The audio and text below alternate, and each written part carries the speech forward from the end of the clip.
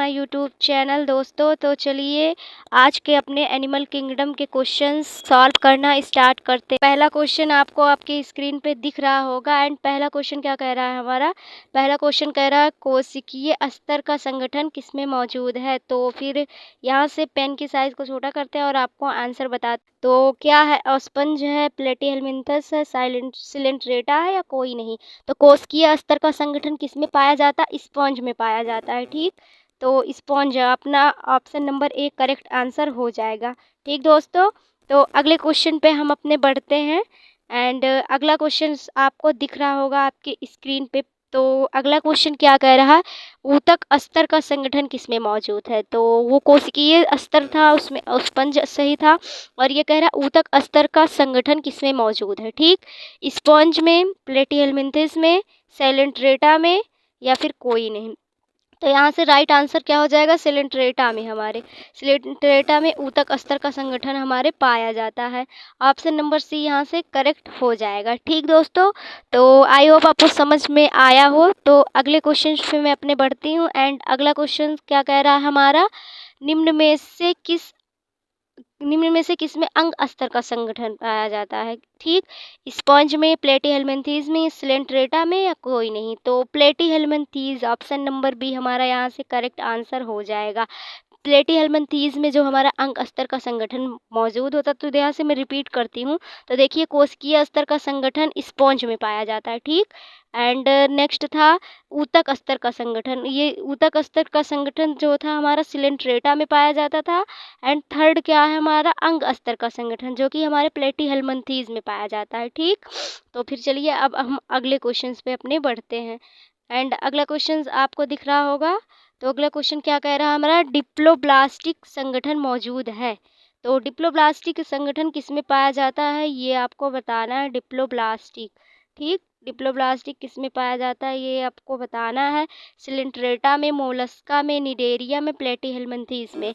तो डिप्लोब्लास्टिक संगठन किसमें मौजूद होता है, सेलेंट्रेटा में डिप्लोब्लास्टिक मौजूद होता है। तो यहाँ से ऑप्शन नंबर 1 करेक्ट आंसर हो जाएगा हमारा। तो आई होप आपको समझ में आ रहा होगा। तो चलिए अगले क्वेश्चंस पे अपने बढ़ते हैं।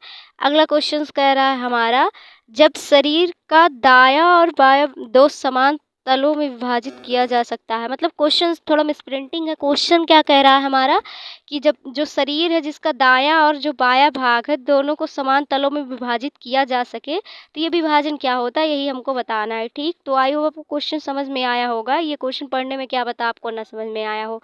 तो दोस्तों मैं जो क्वेश्चंस लाती हूँ, अगर उनमें आपको कोई ऐसा लगता हो कि मतलब मैं गलत बता रही हूँ, कोई मुझसे मिस्टेक हुआ हो, तो आप कमेंट कर सकते हैं। उसमें कोई इश्यू नहीं है। तो देखिए यहाँ से क्या कह रहा है क्वेश्चन हमारा कि जब दायां और बायां दोनों मतलब शरीर का ऐसा तल विभाजित हो जाए तो वो कौन सा सममिति होगा। तो देखिए अरीय सममिति यानी रेडियल सममिति होगा, या द्विपार्श्व सममिति होगा, विषम सममिति या कोई नहीं। तो जब दो दाएं और बाएं दोनों भागों में विभाजित हो जाएगा तो उसको हम द्विपार्श्व सममिति कहेंगे, है ना दोस्तों। द्विपार्श्व सममिति इंग्लिश में इसको बोलते हैं बाइलेटरल सिमेट्री। ठीक, तो ऑप्शन नंबर यहाँ से बी हमारा करेक्ट आंसर हो जाएगा। तो आई होप आपको समझ में आ रहा होगा। अगला क्वेश्चन हमारा देखते हैं। अगला क्वेश्चन क्या कह रहा है, वह प्राणी जिसकी कोशिका एंडो भ्रूण परत में व्यवस्थित होता है। तो देखिए यहाँ पर भी थोड़ा मिसप्रिंट है। ये कह रहा है कि दो भ्रूण परत जिनमें पाया जाता है वो उनको क्या कहते हैं, वे प्राणी जिनकी कोशिकाओं में दो भ्रूण परत पाया जाता है, दो परत होते हैं। तो क्या होते हैं, डिप्लोब्लास्टिक होते हैं, ट्रिप्लोब्लास्टिक, ए और बी दोनों नन। तो जिनके कोशिकाओं में दो भ्रूण स्तर पाए जाते हैं वो हमारे डिप्लोब्लास्टिक होते हैं। नाम से ही पता चल रहा है डिप्लोब्लास्टिक। ठीक, तो यहाँ से ऑप्शन नंबर ए हमारा सही आंसर हो जाएगा। आई होप समझ में आ रहा होगा। तो देखिए अगला क्वेश्चन क्या कह रहा है, बाहरी और भीतरी परत के बीच डिप्लोब्लास्टिक संगठन में मौजूद अविभाज्य परत है। यहाँ पर भी थोड़ा वो है।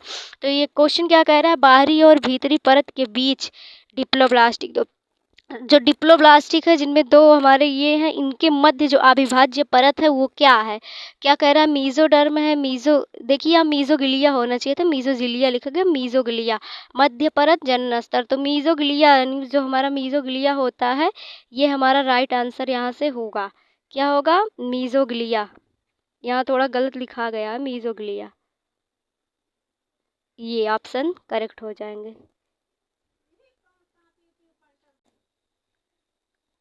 तो आज के लास्ट क्वेश्चन पे आ गए हैं हम, और आज का लास्ट क्वेश्चन क्या कह रहा है हमारा? तो देखिए क्वेश्चन कह रहा है ट्रिप्लोब्लास्टिक संगठन में तीसरी मध्य परत होती है, यानी जो ट्रिप्लोब्लास्टिक संगठन होते हैं इसकी तीसरी मध्य परत क्या होती है? Endoderm, mesoderm, diploblastic, epicarp. तो मीजोडर्म जो होता है इसका राइट आंसर हो जाएगा ऑप्शन नंबर बी। तो आई होप आज के क्वेश्चंस आपको हेल्पफुल लगे होंगे। दरअसल दोस्तों बस इतने ही क्वेश्चंस थे, तो आई होप आपको अच्छा लगा होगा आज का क्लास। तो please like, share and subscribe. Thanks for watching this video. मिलते हैं नेक्स्ट वीडियो में। Bye bye.